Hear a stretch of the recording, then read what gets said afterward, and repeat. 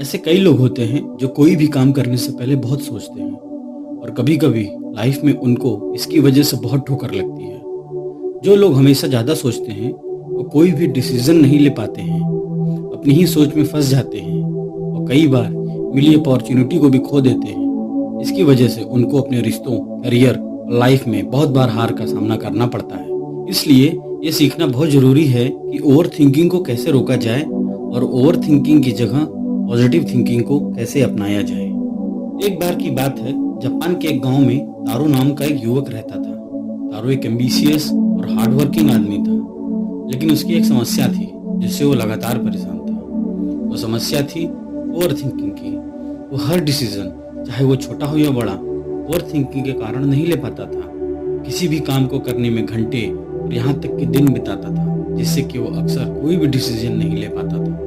एक दिन तारो को पता चला कि दूर के गांव में एक ज़ेन मास्टर रहते हैं जिन्होंने कितने ही लोगों को लाइफ की रियलिटी और ज्ञान के मार्ग पर चलने की राह दिखाई है। तारो ने ज़ेन मास्टर की सलाह लेने का संकल्प किया। वो तुरंत पैदल ही निकल पड़ा और घंटों चलने के बाद वो उस मंदिर पहुंच गया जहां ज़ेन मास्टर रहते थे। वो मंदिर गया और ज़ेन मास्टर ने उसको अपने पास बुलाया और उससे उसकी समस्या के बारे में पूछा। तारो ने अपनी समस्या बताते हुए कहा, मास्टर, मैं हमेशा कंफ्यूजन और डर से घिरा रहता हूँ। मैं कोई भी डिसीजन नहीं ले पाता हूँ, जिससे कि लगता है कि एक ही जगह पर रुका हुआ हूँ। कृपया मुझे सिखाएं कि मैं इस ओवर थिंकिंग का क्या करूँ। मास्टर ने धैर्य से सुना और फिर तारो को अपने पीछे चलने को कहा। वे एक छोटे से तालाब तक पहुंचे। मास्टर ने तालाब की ओर इशारा किया और तारो से पूछा, तुम्हें क्या दिखाई दे रहा है?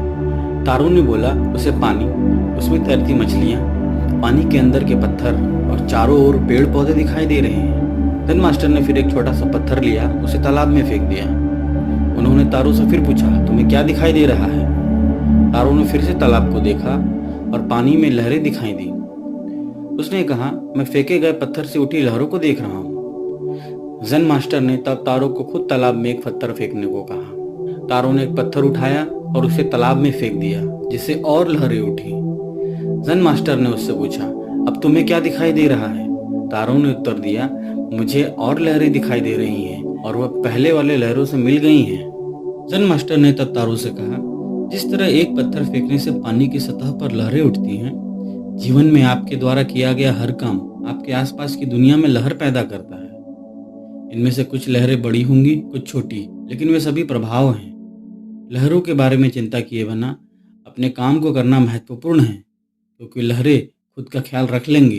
तारो ने यह महसूस किया कि उसका ध्यान काम के होने वाले परिणाम पर इतना था कि उसने काम करने से मिलने वाले आनंद को ही खो दिया था।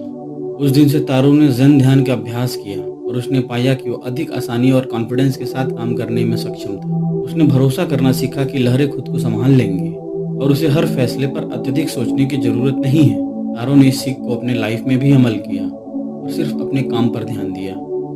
इसका रिजल्ट ये हुआ कि वो अपने काम को अच्छे तरीके और पूरे मन से कर पाता था। वो खुश रहता था और अब वो औरों के लिए भी समय निकाल पाता था, क्योंकि उसका मन शांत था। यह स्टोरी हमें यह बताती है कि ओवर थिंकिंग हमें अपना सर्वश्रेष्ठ जीवन जीने से रोक सकती है। साथ ही ये भी बताती है कि ओवर थिंकिंग के बहुत सारे साइड इफेक्ट्स हैं, जैसे कि एक ही जगह रुक जाना, कोई भी काम पूरा न कर पाना, स्ट्रेस फील करना और कोई भी डिसीजन न ले पाना।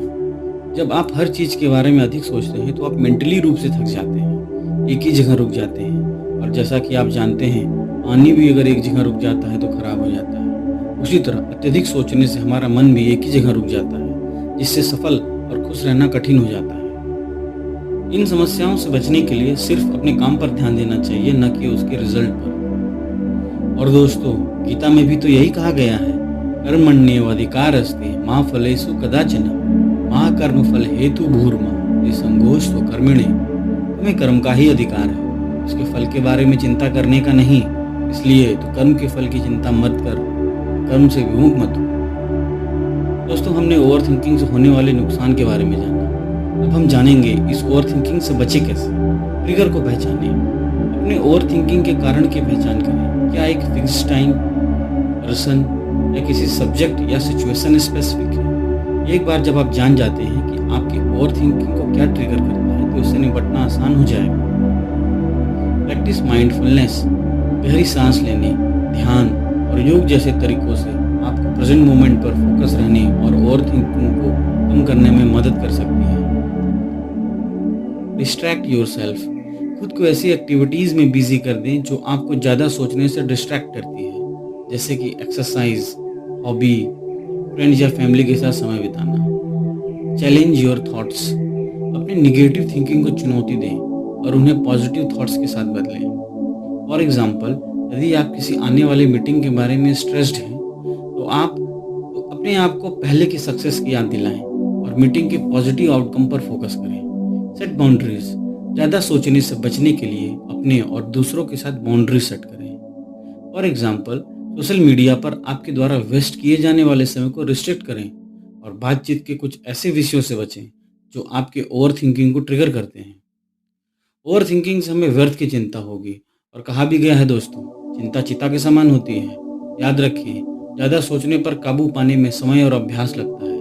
खुद के साथ धैर्य रखें और ज़रूरत पड़ने पर दोस्तों और परिवार की भी मदद लें। तो दोस्तों, अगर आपको ये वीडियो अच्छी लगी तो आप इस वीडियो को लाइक, शेयर और चैनल को सब्सक्राइब करें और आप ज़रूर कमेंट करके बताएं आपको ये वीडियो कैसी लगी, क्योंकि आपके कमेंट से मुझे और इंस्पिरेशन और मोटिवेशन मिलेगी।